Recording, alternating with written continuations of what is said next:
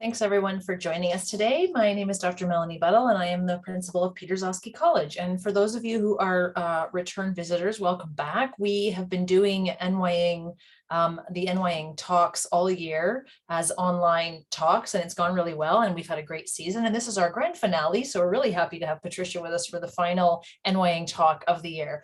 Enwayaang, for again, repeat customers know this, Enwayaang means the way we speak together. It is the name of the building that houses Patricias College. And we really take that quite literally and try to speak together in these talks and in all that we do in Zosky College at Trent. So it's great to have so many of you here.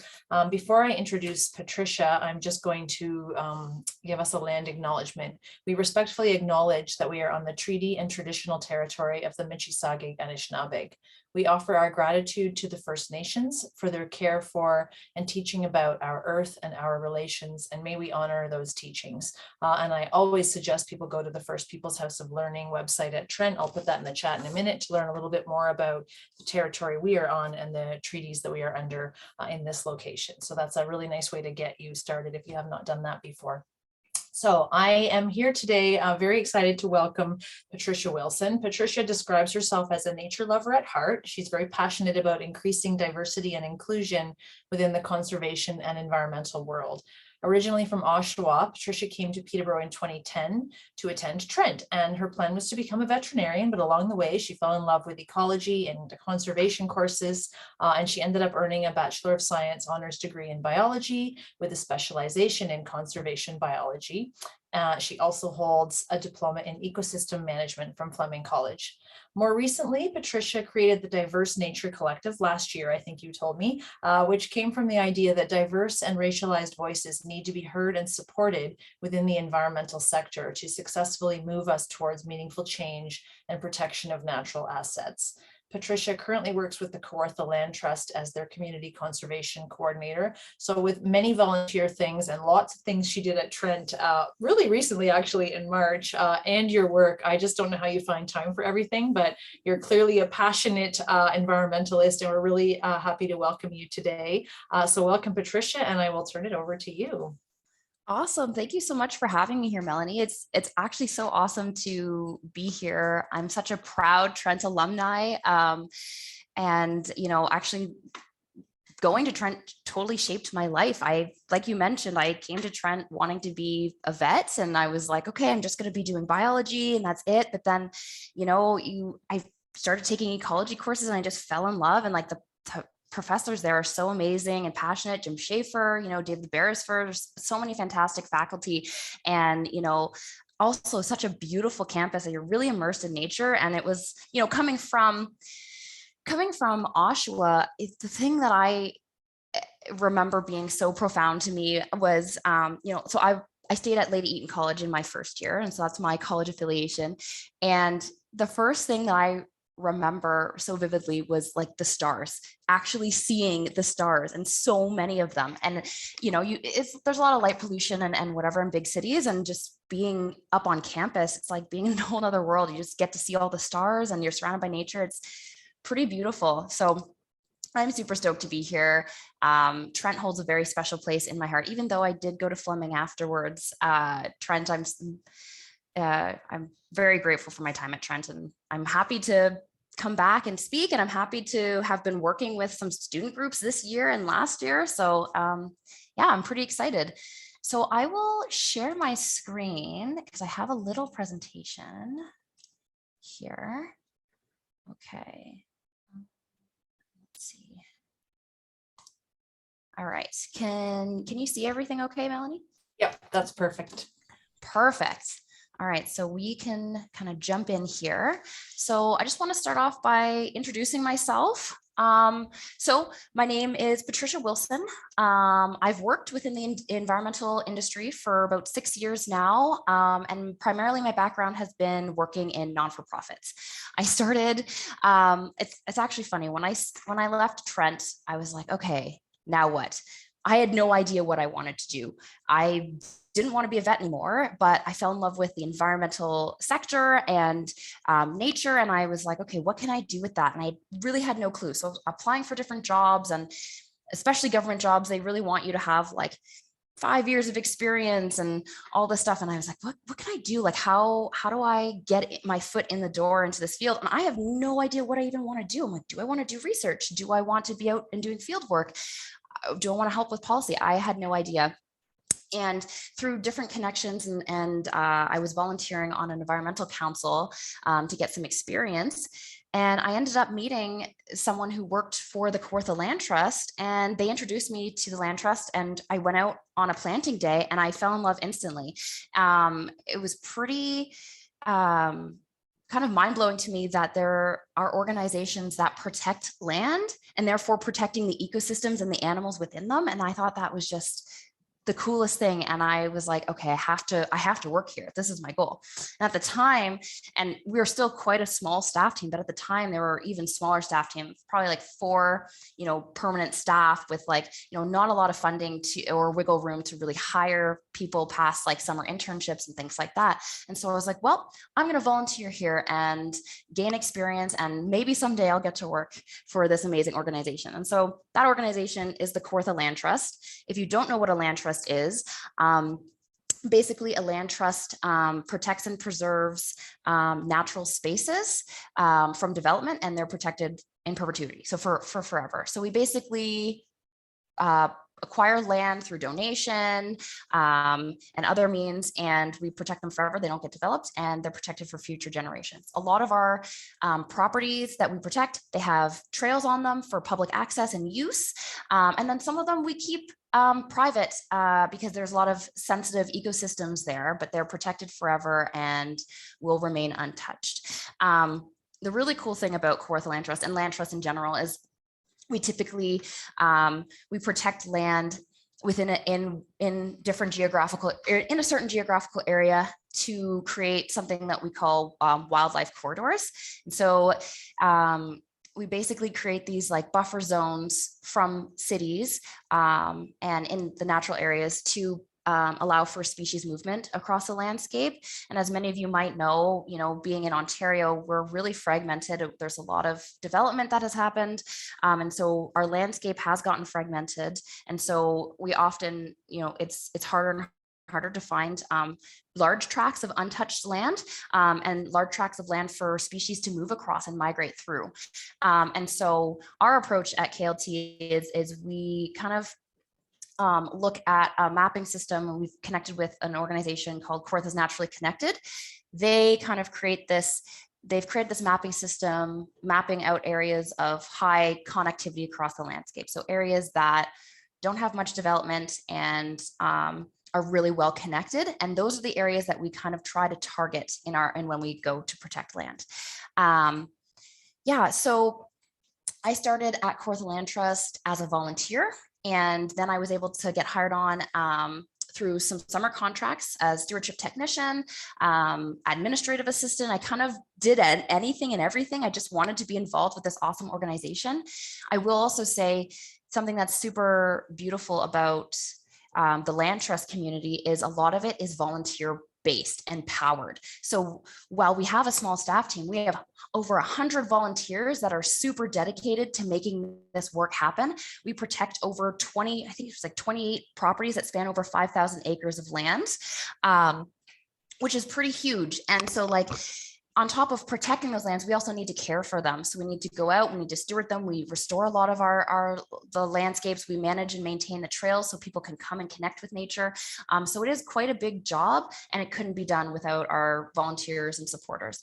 So, coming into this industry, kind of fresh out of university, I was really blown away by how connected everyone was. And you have a range of ages here too, people that are retired and young professionals, and everyone here is kind of connected in one shared goal to protect nature and to protect land. And that really excited me. So I've been working in the nonprofit sector for about 6 years. So I've worked here at Kawartha Land Trust, but I've also worked for another little nonprofit in Peterborough called Farms at Work. I was their agricultural stewardship coordinator. So I worked a lot with rural landowners, and I helped kind of manage a lot of agricultural programs and stewardship programs on the land as well. I've fallen in love with nonprofits. For anyone who's on the call who's ever worked for a nonprofit or volunteered, you know that it is busy and it is chaotic, and you do a little bit of a lot of things, which is what I do. And I love that. And so I don't see myself leaving the nonprofit sector. But yeah, so that's a little bit about my journey after I left Trent, and kind of where I've been and what I've been working. I also went to Fleming College, and I have a diploma in ecosystem management. And my role at Kawartha Land Trust now is their community conservation coordinator.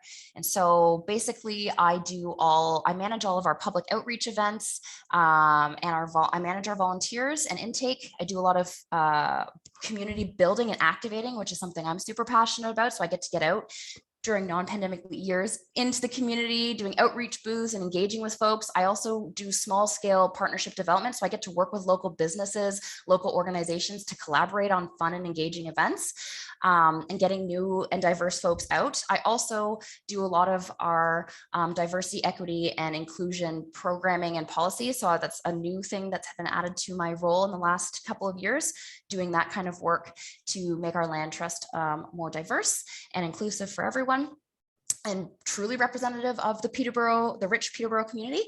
And I also work to increase our Indigenous engagement as well with our consultant, Gary Pritchard, who owns the company Four Directions of Conservation Consulting. So that is a little bit about me. And last year, I actually founded my own little organization called Diverse Nature Collective, which we'll chat a little bit about. To give you a little bit of a background before I get into Diverse Nature Collective and why I started it. So I've always been passionate about nature. There's some fun pictures of me doing like field research. I got to work with Blanding's turtles.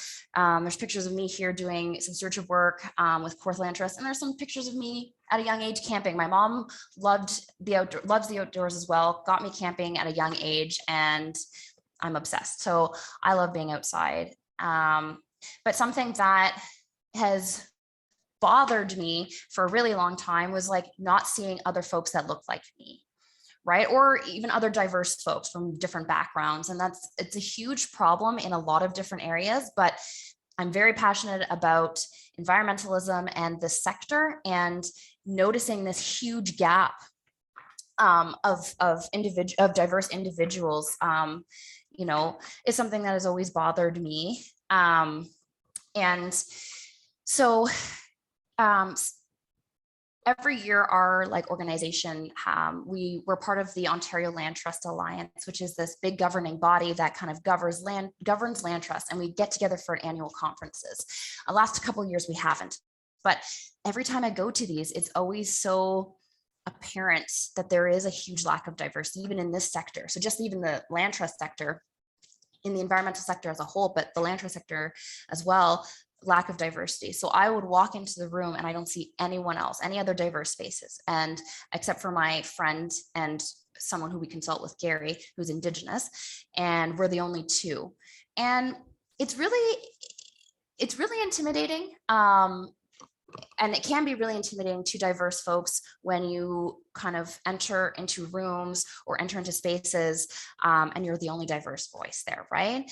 And so this is something that has been weighing on me in my mind for a couple of years. And it's something that, I've kind of brought up within my workplace, who's been very supportive in working towards being more diverse and inclusive and addressing some of these maybe barriers to racialized individuals, kind of becoming part of our land trust.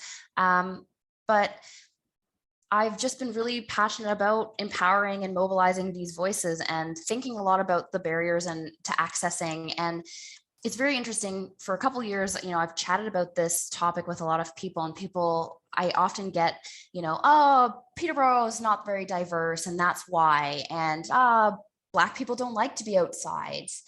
or racialized folks, they don't like the outdoors, they're not interested in environmentalism, which is very not true. And so, and then another excuse I've heard is that there isn't a lot of diversity in Peterborough, which is really funny to me because I know that to not be true. I mean, Trent University is super awesome.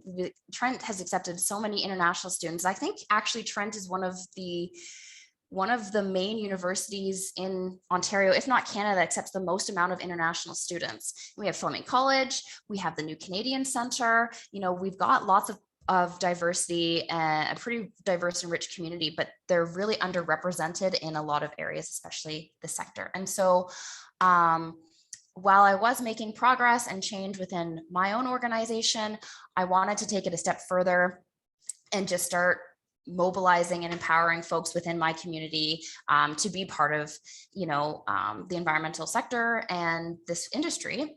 And so that led me to start Diverse Nature Collective. And so I started this last year. Of course, during a pandemic, it was really tough to kind of get engaged with a lot of folks. But the hope for Diverse Nature Collective is to be a BIPOC-led organization that empowers and mobilizes BIPOC individuals within our community to get involved in conservation and to get outside in nature.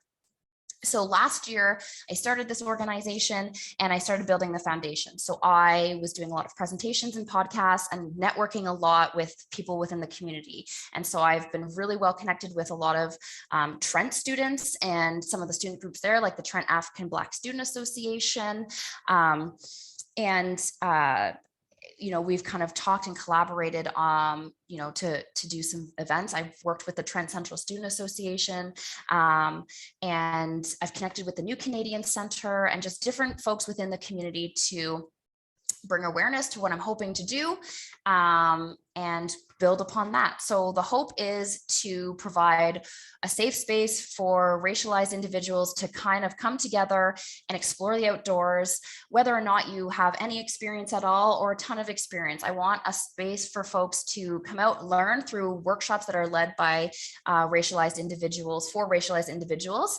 I want to have nature connection events where we get to hike, we get to snowshoe, cross country ski together, and feel safe in doing that in the outdoors.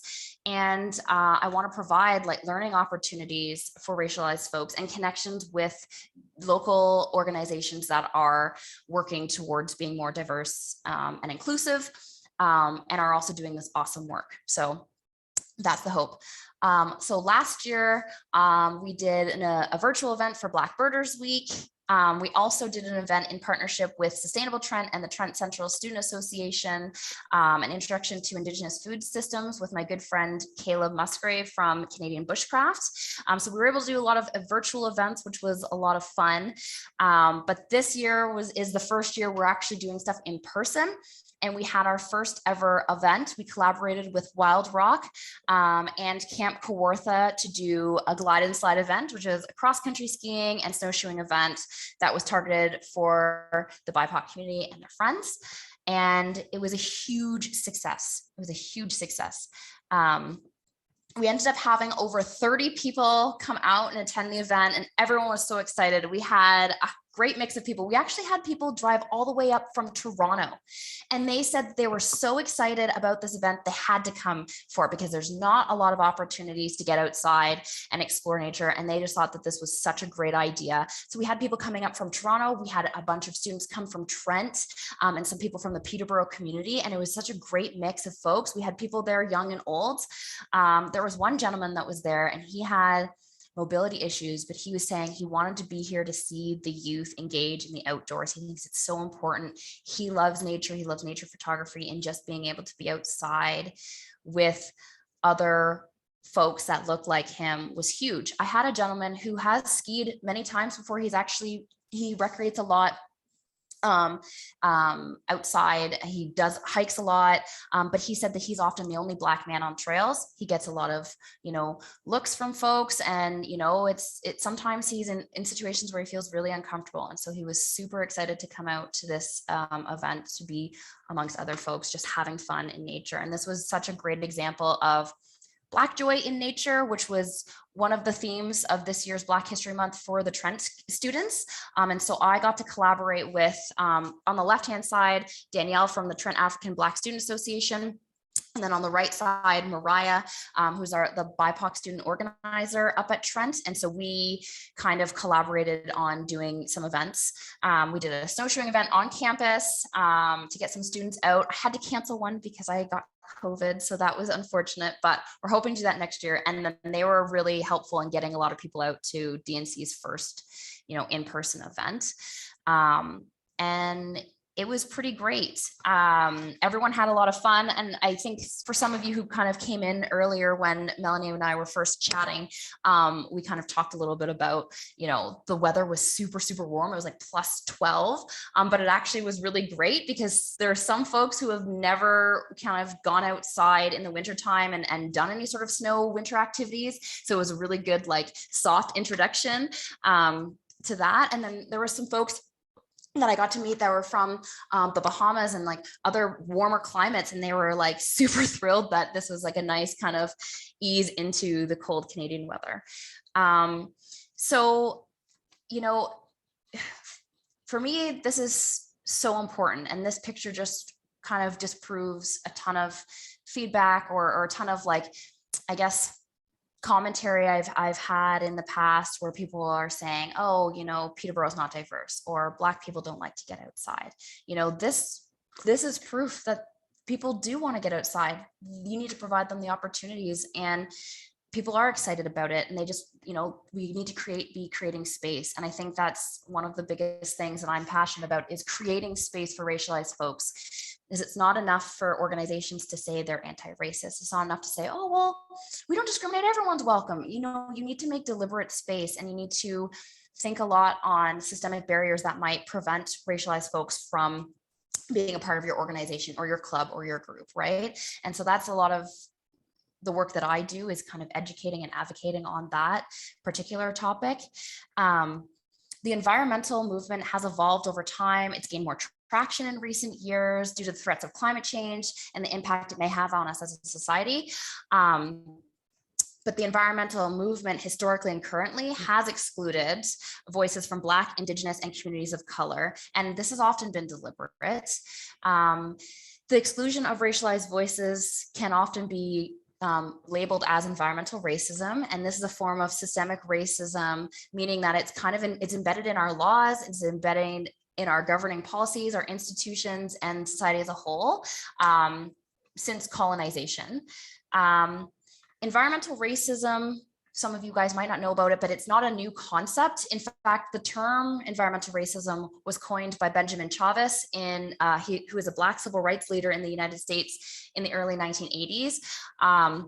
The term is defined as racial discrimination in environmental policymaking, the enforcement of regulations and laws, the deliberate targeting of communities of color for toxic waste facilities, the official sanctioning of the life-threatening presence and positions of pollutants in Black communities, and the history of excluding people of color from leadership of the ecology movement. So in Canada, the most prevalent examples that people will often know about would be the lack of clean drinking water on First Nations reserves and communities, the deliberate installation of toxic waste sites next to minority populations, such as Africaville in Nova Scotia, and very racist legislation that we have that still exists today, right? Indian Act, and it's still a problem here in 2022, right?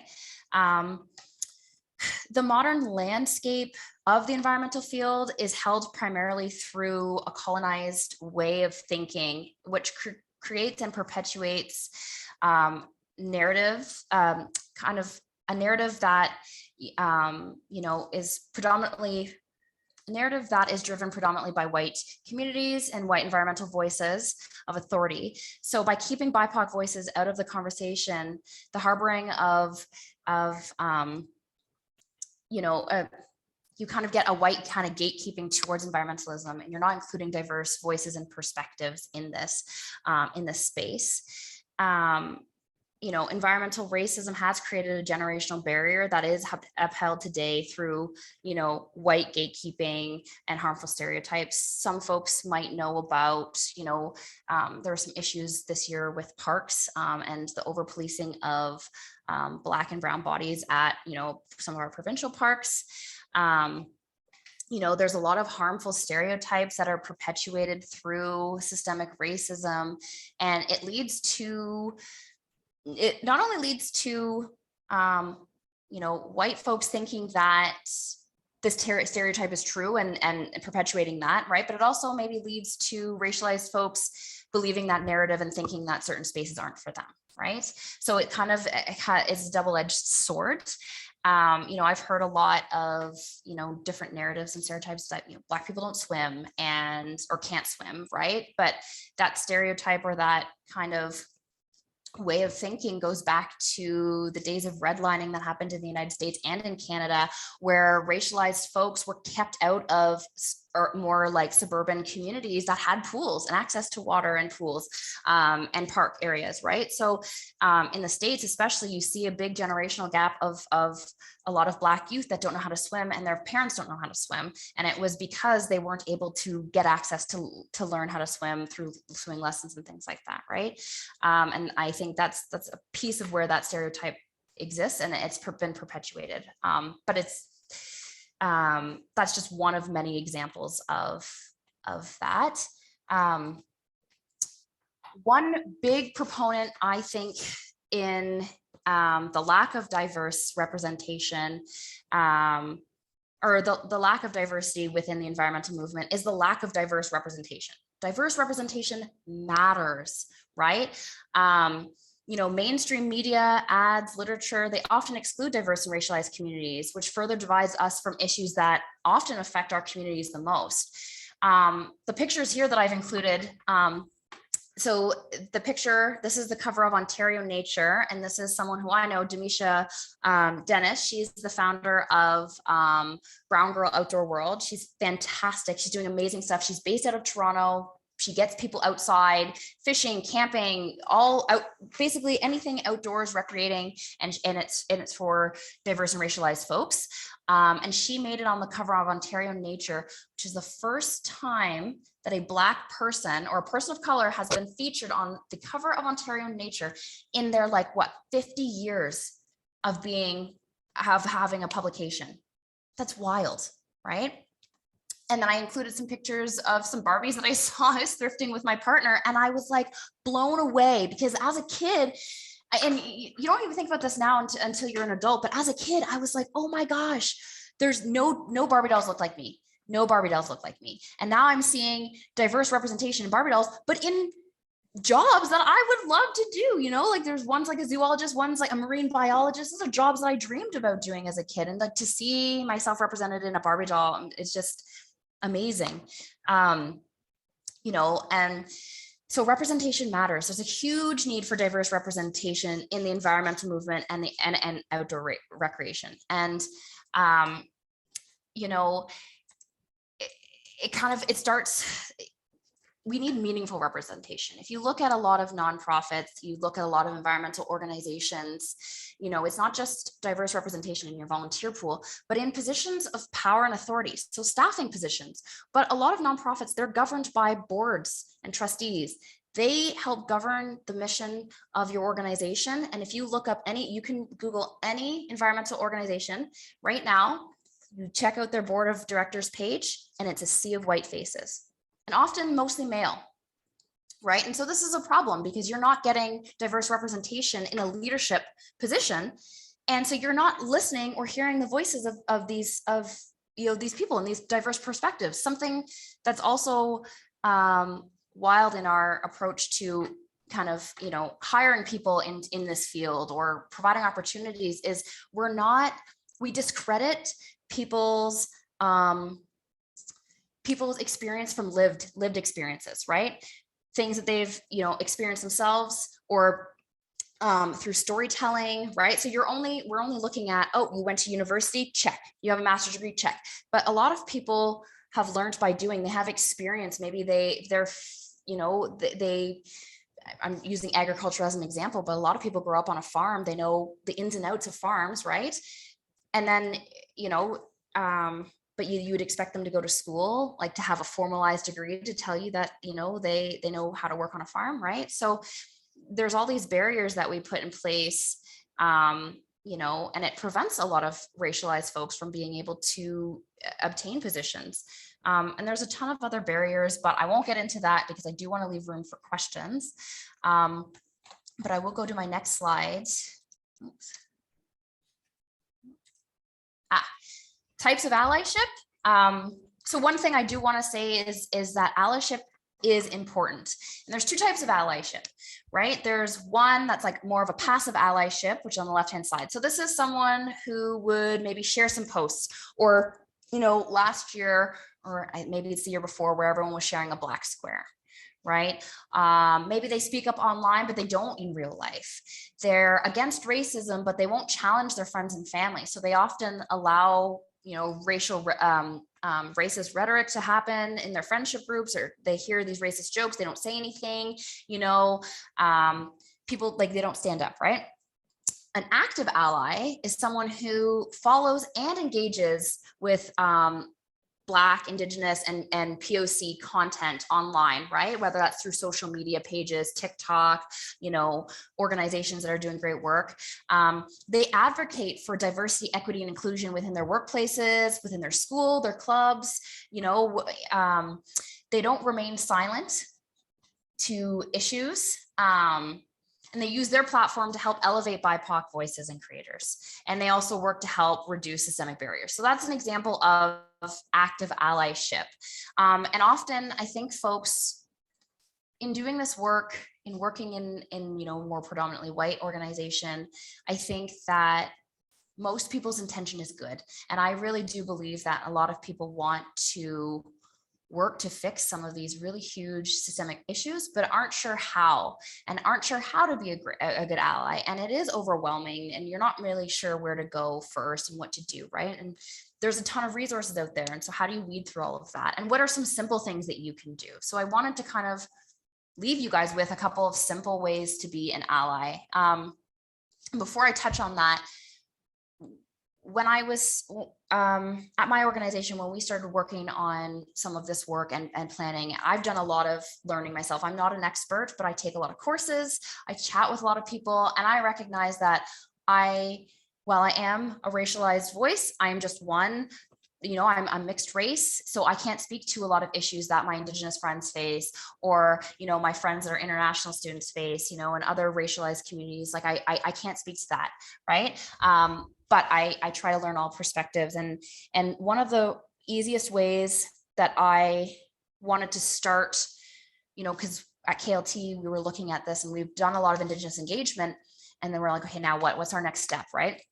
So we have a consultant, we're doing Indigenous engagement, we're working through all of that stuff, and it's going really great. We're building positive relationships. Okay, so how do we make our organization more diverse, equitable, and inclusive? How do we welcome diversity in a meaningful way? And how do we how do we set ourselves up to also be a place that's safe for diversity, right? It's one thing to want to get a bunch of diversity in your organization, but if your place isn't safe, folks aren't going to stay, and you want to make the place safe. So we started off last year. I started with a simple social media initiative called Informed Fridays. I was like, okay, we're going to use our platform, every Friday, and we're going to elevate racialized voices within our community or within the environmental sector. And I was like, perfect. We get to connect with different people. We get to use our platform to elevate some voices. This is going to be great. I was super excited about it. And then I realized it is very difficult to find racialized voices. Now, is that because we don't exist in this field? No. Is that because there are more white folks in this field than racialized folks? No, it's none of those. It's because oftentimes, again, in the environmental field and in your social media, your feed, it's all a sea of white faces, right? And so I had to dig to find folks. And what I would do, and I was very frustrated because I was so stoked about this idea. I'm like, this is gonna be great.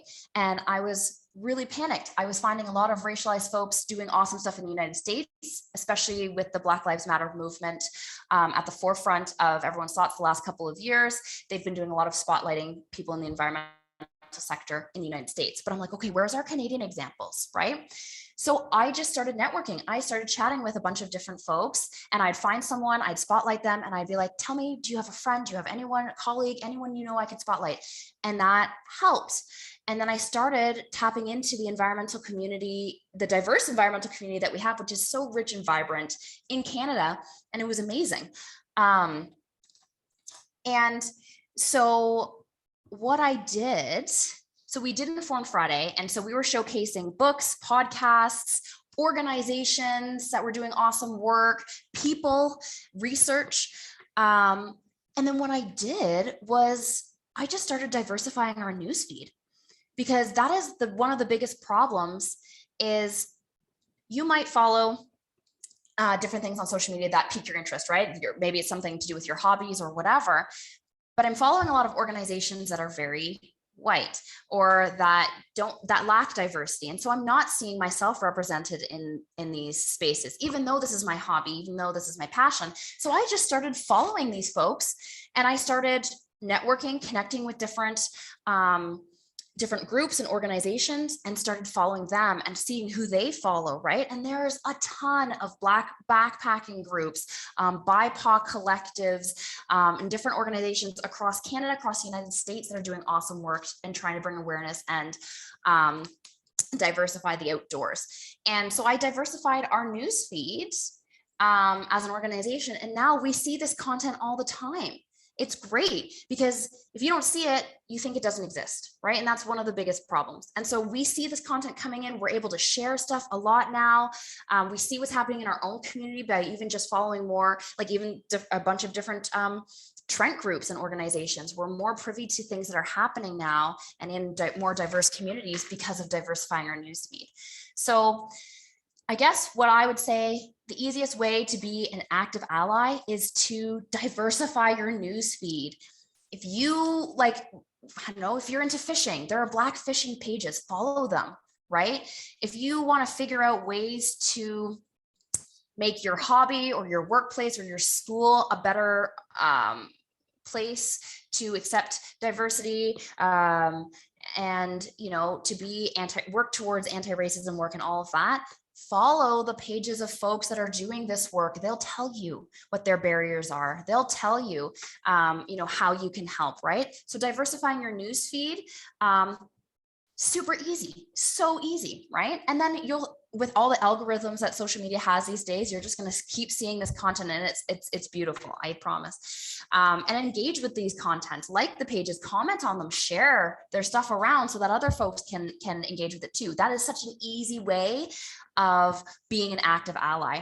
And then educate yourself. So another thing that we did at our organization was we did some diversity, equity, and inclusion training for our staff and our board, and it is now mandatory for our board and trustees to do it, as well as staff. And it's something we're going to be doing annually, and lots of. There's a ton of free webinars out there and resources you can tap into. And especially when you start following these different diverse pages, they also shout out different resources that you can tap into. Create space for racialized folks, in your workplace, but even in your everyday life. If you have friends that are, from racial or diverse backgrounds and they're interested in sports, but they seem shy or whatever, take them out with you. Help them out. Don't be judgy if they don't know what gear to use. Be helpful and be an ally with your friends, truly, and help them create access for them to to nature or to the sports that you're involved in or the clubs that you're involved in. One of the biggest feedbacks I've gotten from friends, wanting to join hiking groups and stuff, they've tried to join local hiking groups in the area and they felt uncomfortable. It's very cliquey, for one, because a lot of folks know each other, but they also they don't see other people that look like them. It's very intimidating. And then I've had friends who are international students who have felt like their knowledge isn't valued, or because they have an accent, people kind of disregard what they're saying, or, you know, there's a lot of barriers for racialized folks. So, you know, start by chatting with your friends and learning their barriers, learning, you know, how you can support your friends.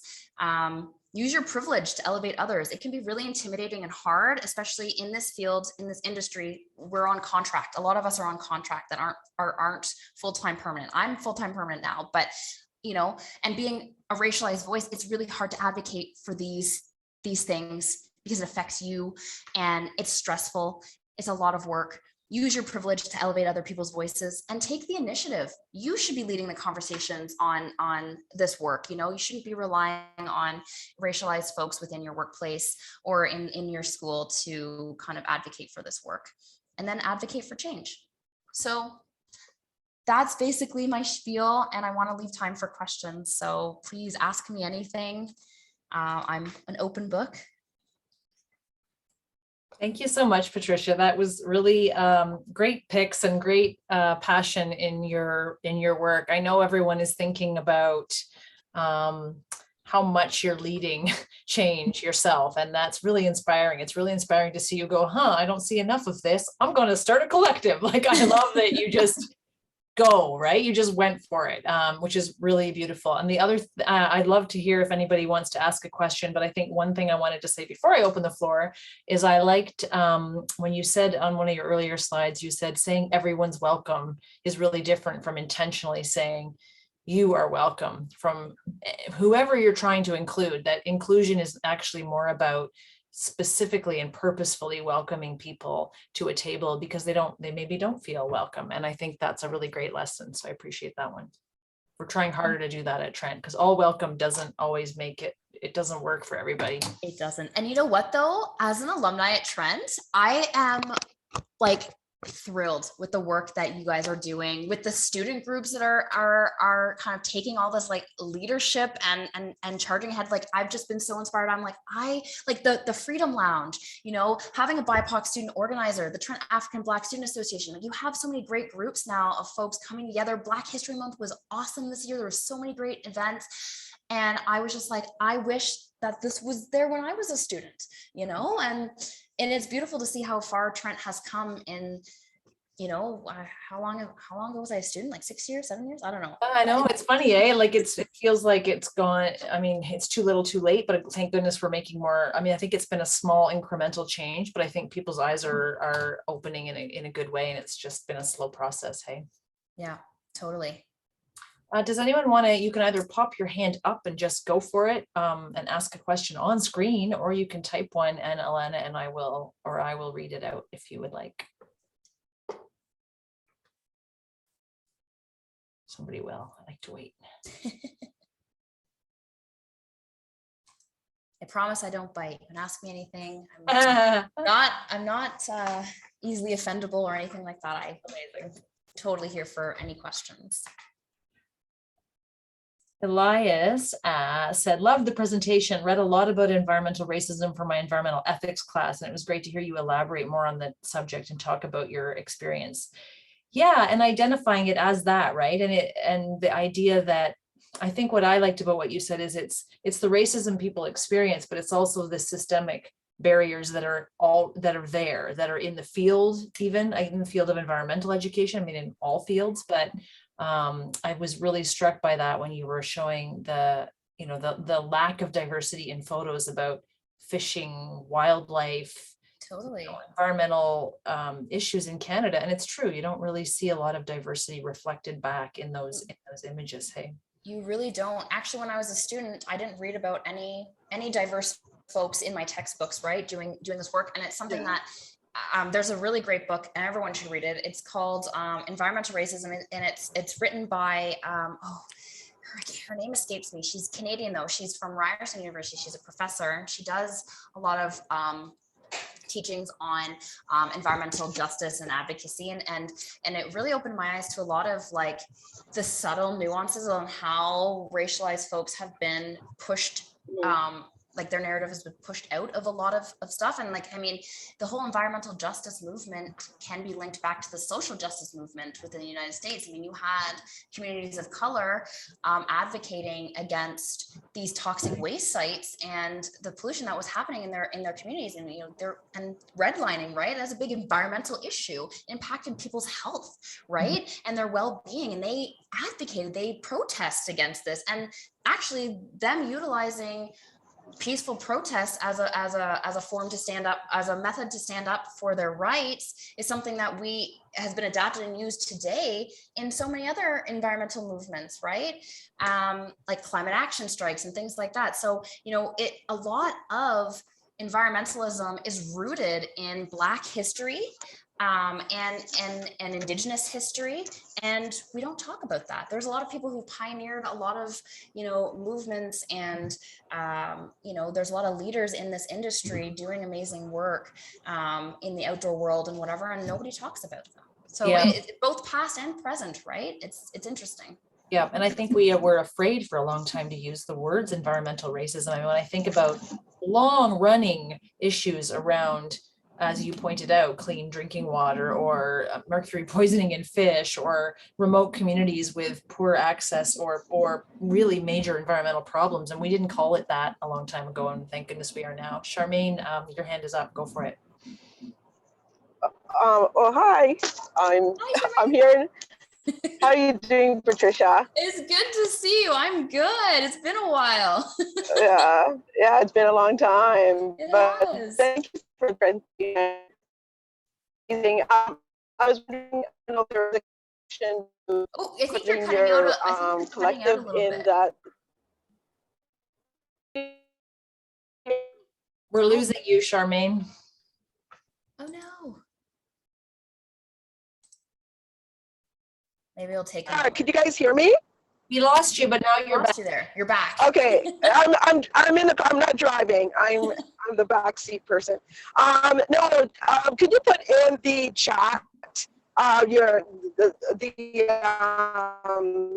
your collective, so that people could go and check it out? That'd be great. But also, I just wanted to say, regarding what you were talking about, BIPOC, Black and brown people in particular, outside and stuff. It's just opportunity as a Black or brown person to be outside. You're gonna do it, and I know, and personally, I've done like taking international students out on cross country skiing, and they love it, you know. But if they're coming from, especially if they're coming from another country, they don't get that opportunity, of course, until they're out. And then if you're encouraging them to continue doing it, they will do it. And Totally. you know, like it's just really a lack of opportunity, and I hate it. Like you, I hate it when people say, "Oh, Black people don't like outside." What's up with that? Of course they like outside. If you're like in most a people freaking love the country, outdoors.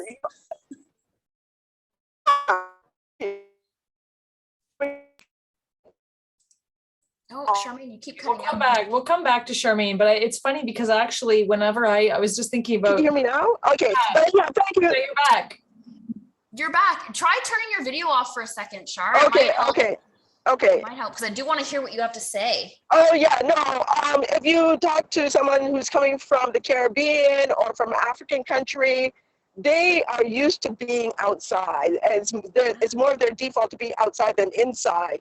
So it's a myth that Black people don't like the environment or being outside. That's just something that unfortunately has been, I don't know, continuous.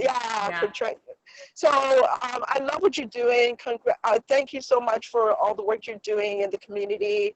Really appreciate that you're doing this work. But I want to just say, Patricia, that like you said, it's hard because it's like you are that person. You're the go-to person, and I just want to know, what do you do for self-care? It's so important in this work, because I work in race relations, and I know emotionally it's draining. So what do you do? It's draining. It's tough because I'm so passionate about it, and I'm also so like excited to answer people's questions and to help people on their education journey. You know, yeah, I mean, I struggle with self-care. I'm not going to lie. I struggle with prioritizing myself and taking time away, and then starting Diverse Nature Collective, you know, like trying to be on top of social media and like, you know, balancing like people's expectations and asking me to do presentations or, you know, come lead stuff, which is totally great. But then also wanting to like the opportunity to have fun with my community and to build that community of folks. Right. And it's a balance. And I do this work every day at my job too. I'm lucky that I'm very supported, you know, with my staff team, but I am the only, you know, visible minority at my workplace. I am the go-to person for a lot of this work. You know, and it's tough because I'm still learning about a lot of things as well. So I'm not an expert, right? And it can be tough. I think what I've been trying to do, and I don't need to, and my partner says this all the time, is just be yourself. And it's okay to not feel 100% prepared for something, you know, and it's okay to say no. It's okay to say no. You know, and it's okay to like, I'm going to take some time for myself. And so like really just stepping back and taking time for myself, I think, and advocating for that time and space is something that I'm learning to do. So yeah. And like turning off my phone, right? Or I'm like not looking at the notifications coming in on, you know, the social media or people connecting with me. Right. I find it really rewarding though, getting messages from folks in our community being excited about this work and wanting to get involved. So like that stuff I don't find draining.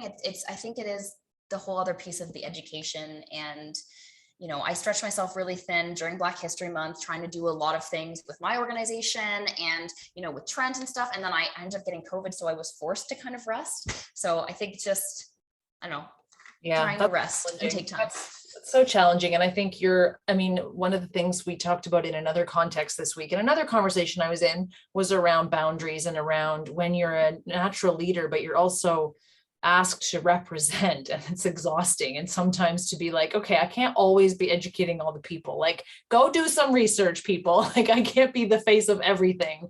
But at the same time, you're showing the knowledge you have and the value that you're bringing to that table is so beautiful. I just wanted to read Carwin's.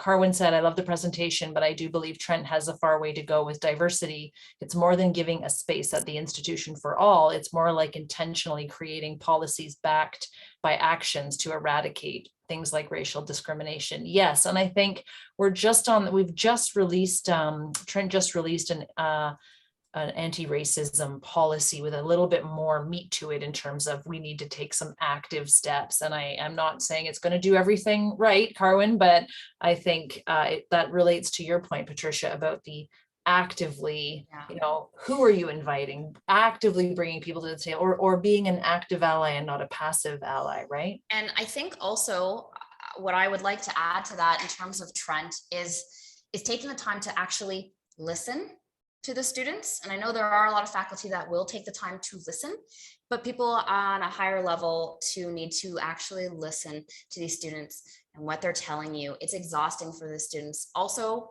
we just talked about, self-care and taking time for yourself, and I know that a lot of students who are, organizers for these groups, it's a lot of work, and a lot of them are students. Some of them are international students with heavy course loads, and they're running these amazing groups doing this awesome work. And they're constantly met with like a lot of red tape, right? And they're also, burning out, right? Black History Month, I know there was a lot of people, they organize amazing events, but there was a lot of last minute requests by the university to do some events, and it's like some forward thinking. And this is just a blanket statement for Black History Month in general. If you want to do something for Black History Month and you want to tap into student groups or individuals to speak or to organize a panel or an event or whatever, you should be contacting people months in advance. Contacting them within Black History Month or the last week of January to scramble something together, it's insulting and it's hard. And with students, there's a lot of professionals, and this is a narrative that's I've heard a lot in the environmental community. A lot of folks are saying no. They're automatically saying no. But when you're a student and you're the leaders of these students groups, you can't say no. And you feel this pressure. So, I mean, I think taking a better look at kind of some of the systems in place. And like you said, you're updating policies and all of that. And you have amazing faculty like yourself that support these awesome groups and students. And so more of that, I think, is super needed. You know, and the Freedom Lounge is such a great space, but like, you know, ensuring that that space remains safe for the students that it was targeted for, right? Yeah. Well, so good news. We just had a meeting yesterday about starting to think about Black History Month in September. Yes. That makes me so happy. That's awesome. It was great. We had student leaders there. We had, we were all chatting about, like, we definitely tried to get there earlier, but it's always too little too late. But yeah, we were like, let's have a meeting in September and really set the stage for Black History Month early. So that was very fun. And yeah, students could talk about being burnt out. And, you know, it's really sad if you have Black student leaders saying, well, I couldn't go to a lot of the events because I was too tired. It's like, that's so sad, you know. Yeah. These events are for you, right? Yeah, exactly. So keeping it like reasonable for people. The only other thing I wanted to say about this question of like people going outside, I gotta say there are a lot of white Canadians that don't ski and don't go outside and hate winter. And I would this is, you know, there's another whole thing there, which is the number of times, and you know this, Patricia, but when I do ski events here with students on campus, guess who comes out to ski with me? Right. It'd be your it's Black students, right? It's international students, exactly. It's Indian students. They are the ones that go, bring it. I want to try this Canadian sport.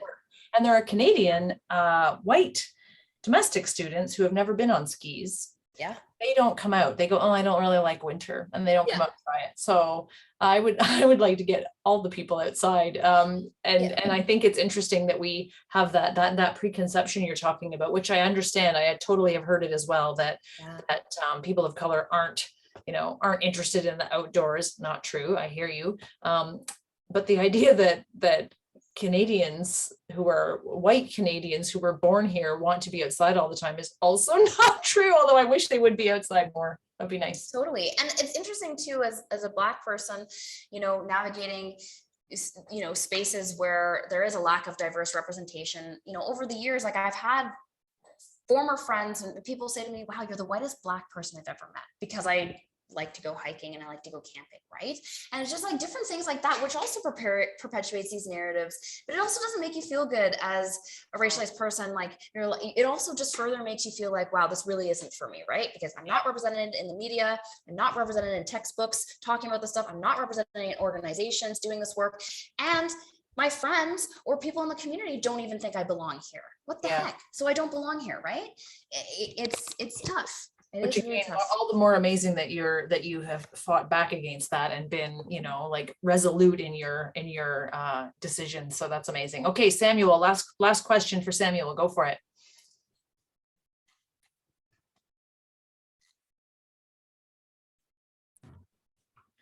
Hi, can you hear me? Yes. Oh, okay. I'm not too sure if my internet is very good, so forgive me for turning off my camera. You're good. Yeah, so I'm an international student, trained as well, and I'm a Ghanaian. And fortunately for me, I'm also a nature lover. I had a background in natural resources management, and I focus on wildlife management. I've done a couple of voluntary work with few NGOs in Ghana. And currently, I'm still working in the field of wildlife. Currently, I'm in a sustainability program. And my research focuses on the modern day conservation approach and what we used to have in the past, which was a traditional conservation knowledge, trying to see whether it's in a way influences attitude and perception of people towards, you know, wildlife conservation. I'm so much curious about, you know, exploring more in Canada, you know, trying to get work with other, you know, groups to learn and then to also contribute to environmental issues or wildlife issues in Ontario. So my question is very simple. Patricia, you've been there, and I just wanted some kind of advice that can help. How do I navigate my way, looking at my potentials, like what I intend to do in the field of conservation. So if you have any idea or suggestions, I think that would be great. So your question is you're looking at sorry, can you repeat your question? So I'm just talking about what opportunities are there for me to explore, to continue to build myself in the field of conservation. Absolutely. That is a really great question. My journey was really weird. It's kind of a broken system, especially in the environmental movement. A lot of nonprofits do a lot of this work, and a lot of them don't have a lot of funding to fund people long-term, things like that. And so I did a lot of volunteering, which is kind of wild to do volunteer time. You're giving your time for free, right? But I would say starting to gain experience and make connections, networking was huge for me. To be able to get this job, and work with KLT, I came on as a volunteer, but I wasn't picky about this is what I tell a lot of students when I come to Trent and I talk to their environmental professionals course, is I'm not picky about what I did when I was I came in as a volunteer, and I wasn't just I only want to do stewardship work outside, right? Which is the most amount of experience, right? I did anything. I'm you need me to file, I'll do it. I'll lick envelopes. I'll do all the boring database stuff. And I got a more well-rounded experience volunteering, but then I also developed all these skills. And then when they went to hire, they knew I could do anything. And so that helped. And that's kind of how I've done it in a lot of places I've worked, is when I've started as a volunteer, whatever, I embed myself within the organization. I think networking though is key. I don't really believe in unpaid work for people anymore. I mean, volunteering is very valuable, and if you can do it, great. But I really think that people should be getting paid for their time and their worth. And competing for jobs is really difficult. Networking is the way to do it, because you meet people through connections. People recognize your name, and when your resume comes in, they know you. And that's how you get jobs, right? So networking for sure. But it sounds like you're doing a lot of cool research and stuff like that. You should, in terms of networking, have you heard about Jacqueline Scott? She's doing her PhD. She's Toronto based, and she talks about the Black experience within the outdoor world. And she's been on CBC, a ton of podcasts. She's pretty amazing. So even just tapping into the diverse communities, like I said, people diversifying their newsfeed and stuff like that, but start seeing what other people are doing, getting involved with these different organizations and networking amongst us. There's one organization that I'm part of. It's called Kaleidoscope Nature Canada. And so we have a website, and it's basically a bunch of diverse environmental professionals, and people can kind of go to this landing page and see these professionals, and you can get your profile up there, and that's a good way of people kind of being able to tap in on you. I wish I had better advice, but it is a really great question. And also I'd love to connect, so please connect with me and we can chat more about that. Because it is hard. I'll link you up afterwards from email, Samuel and Patricia, if that's okay with you, Patricia. That would be great. I think, even though I understand your point about volunteering is unpaid labor, it's also valuable because of what you're giving back and what you gain from it. It never goes, it never goes unrewarded. It's a great stepping stone. But I'll send you some ideas as well, Samuel, after the call. A couple ways you can start linking into some networking through Trent and beyond. Thanks everyone for coming to our last talk of the season. It was so great to hear from you, Patricia. I was going to call you a force of nature. I love it. You're really, we'll have to chat more because I have so many other questions about, your perseverance and your spirit really shine through in this. So I really appreciate it. And we're really grateful to have you, really proud of you as an alum, and hoping to do more diverse work with you next year. Thank you so much. I really appreciate it. And just one last thing for everyone, just follow me on Instagram, Facebook, check out my website. I have an e-newsletter too you can subscribe to. I'm going to be doing in-person events that are collaborative with lots of different groups this year. There's going to be a lot of hands-on workshop experiences for folks, but even just connecting outside in nature, paddle trips, things like that. So I really want people, please reach out to me, chat with me. I respond on Instagram Messenger, email me, diversenaturecollective@gmail.com. But yeah, subscribe to our e-newsletter and we'll keep you informed on events and things that are happening. I want to chat with everyone, so please keep in touch. Amazing, thank you. And Jean put some links in the chat for us too around the PhD candidate Jacqueline Scott at U of T. Thanks for that. Yes. And so the yes, Cheryl Tuluxing. She's the professor at Ryerson, and she's written about a ton of publications on environmental racism. Read her stuff because it's amazing. Perfect. Thanks for doing that, Jean. And thank you, Patricia, for being with us. Thanks everyone for joining us. We'll be back in September for more Enwayaang talks, and we always have a great conversation. So I appreciate everyone for being here. Bye. Bye.